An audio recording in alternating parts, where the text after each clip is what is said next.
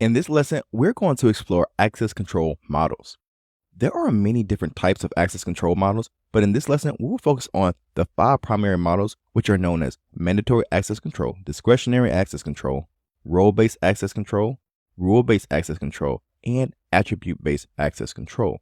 Then we will also review a few other types of access control restrictions, such as time of day restrictions and the implementation of least privilege. The first model we have is known as mandatory access control, also known by its acronym as MAC.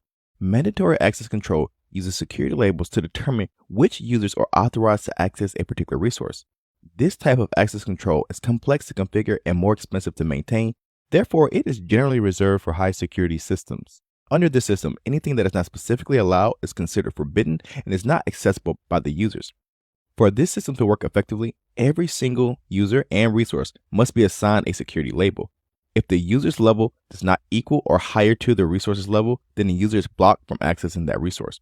For example, if you're working for the military, you have been labeled as having a secret clearance. You can access anything on the system that is labeled secret, confidential, or unclassified, since your secret clearance is at or above these 3 levels. But if you try to access a file labeled as top secret in a Mac-based system, you will be denied access since your secret clearance is lower than the required top secret clearance needed to view that file.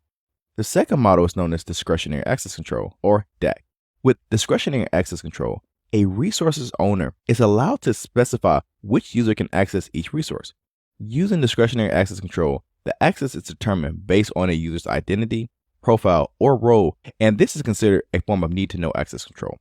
For example, if you decided to share a file on your computer with me over the corporate network, you could easily use discretionary access control by adding my username to the authorized users under your file sharing settings for that one file or folder. The third model is known as role-based access control. Role-based access control allows an administrator to assign each user to one or more roles and then use those roles to assign permissions to the organization's resources. In Windows domain environment, role-based access control is normally implemented by using groups, and these groups can also be set up in the structure that mimics your organizational hierarchy.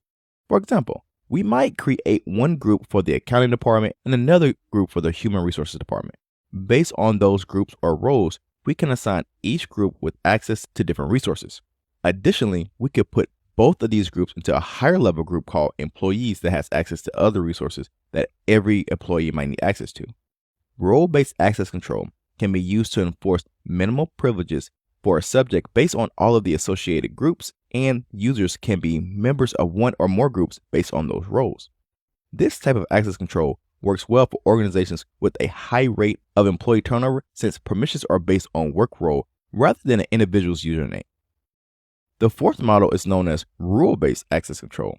Rule-based access control allows administrators to implement security policies across all of their users. This allows for the use of rules that may be changed quickly and frequently.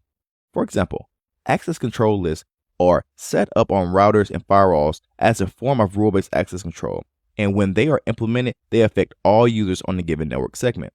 The fifth model is known as an attribute-based access control, or ABAC. Attribute-based access control relies on a set of characteristics of an object to make an access control decision. User attributes include things like the user's name, role, organization, ID, or security clearance level. Environment attributes include things like the time of access, the location of the data, and the current organization's threat level. Resource attributes include things like the creation date of the file or object, the resource owner, the file name, and the data sensitivity. Depending on these various users, environment, or resource attributes, access is permitted or denied to the individual requesting access. For example, our company's SharePoint site on our intranet may look different when we log into it from our account than it does when our coworkers log in, based on what access rules are applied to our individual accounts and where we're logging in from, either from the corporate office or from our home office. So now that we have an understanding of the 5 basic models used in access control, let's take a quick look at time of day restrictions and the implementation of least privilege. With time of day restrictions, access control can limit access to resources based off the time of day that the request is made. This type of restriction is often used in conjunction with other access control models to provide an additional layer of security. For example, your organization might have regular working hours of 8 a.m. to 6 p.m. daily. And if someone tries to log into their workstation at 2 a.m., this could be blocked since it is outside of the normal working hours for your organization.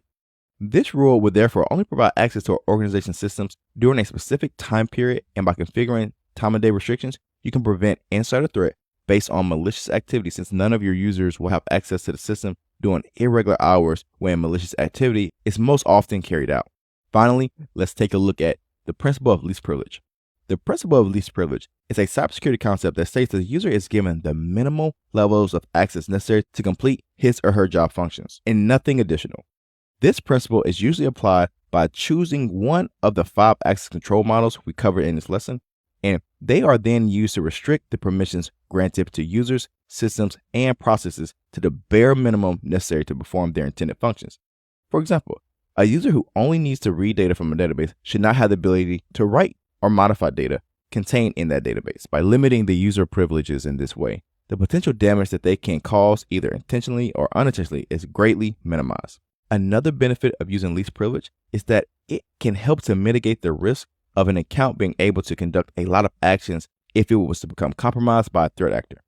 Another aspect of least privilege that you should implement is a continual review of your user's permissions to ensure that permissions or authorization creep is not occurring. Permission or authorization creep refers to the situation where a user acquires more and more rights as they move from one position to another within the company, and eventually they will have entirely too much access across your enterprise network based on their current job role. For example, if I just hired a new employee named Samantha to work in our student support department, she would be granted access to that department's permissions levels, including access to our student support systems, billing system, learning management system, and some others. But she would not have access to our production team's files or have the same levels of permission as they do. Now, if Samantha gets a promotion and moves to our business development department, she will get new permissions that match her new job function in that department. But if we don't remove her old permissions, she will now have permissions for both the student support and the business development departments.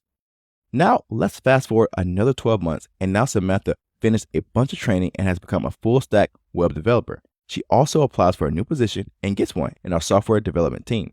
Now, she has 3 sets of permissions, but this violates the principle of least privilege. So when she accepts her promotion and moves into the software development team, her old permissions from the student support group and the business development department should be revoked to maintain high levels of data security for our systems and its sensitive data.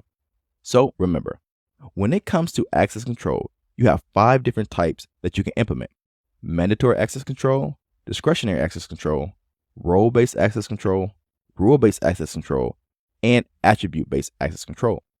With mandatory access control, or MAC, the user is granted or denied access based on the policies dictated by the central authority. With discretionary access control, or DAC, the owner of the information or resource determines who can access it. With role-based access control, or RBAC, the access permissions are based on the roles within the given organization. With rule-based access control, also abbreviated as RBAC, user access is granted or denied based on a set of rules defined by a system administrator. With attribute-based access control, or ABAC, the user's access is granted or denied based on the attributes associated with a user, an action, or a resource. Also, access controls can have limits placed on the user's access to resources based on the time of day that a request is made. Finally, we cover the principle of least privilege, which is a cybersecurity concept that states that a user is given the minimum levels of access necessary to complete his or her job functions or work role and nothing additional. By configuring proper access control on your network, you can ensure that your enterprise network and systems are well protected against unauthorized access.